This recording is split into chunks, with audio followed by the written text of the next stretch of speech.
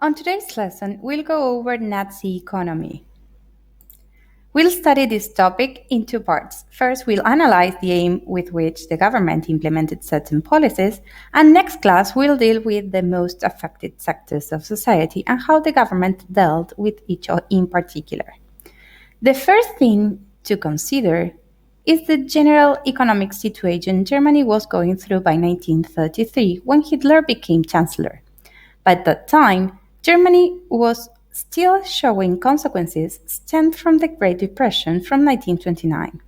Unemployment had reached unknown levels, and the farming crisis had proved to be a matter that couldn't be undermined.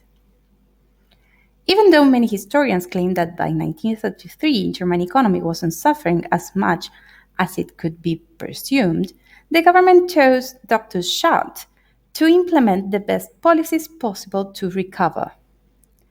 Schad increased the government's spending to generate jobs and reduce unemployment. Public works projects were designed as well as preservation projects, autobahns, railways, and public buildings projects. In addition to these measures, rearmament policies were implemented, and by 1935, Germany had introduced conscription as a way of fighting unemployment. All of these measures led to a problem.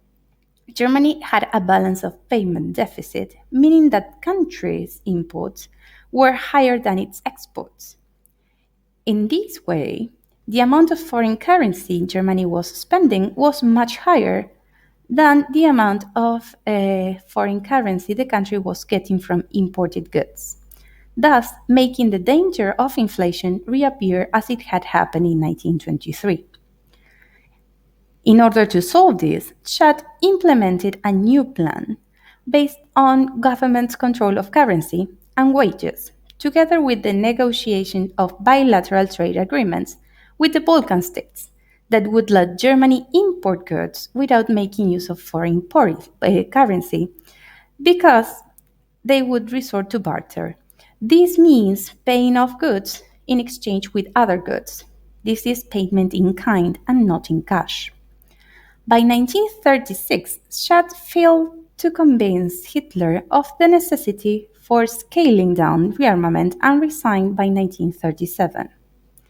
The aim of economy was no longer recovering from the crisis after the Great Depression, but getting Germany ready for war.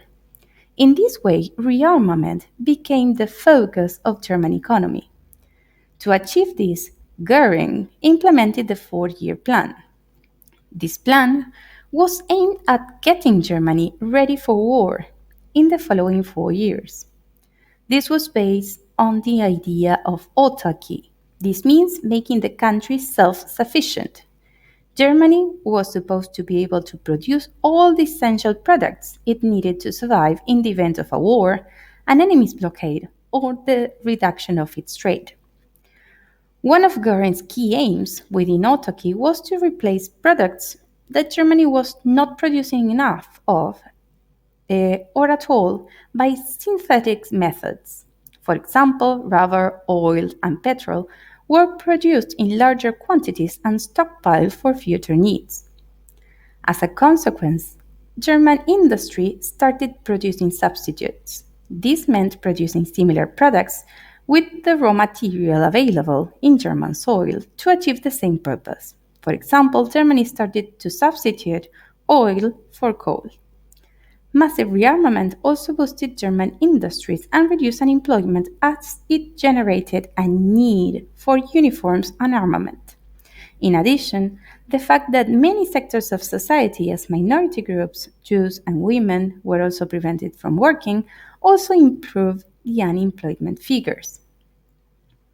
Next class, we'll be dealing with how the government dealt with workers, farmers, and businessmen. See you next class.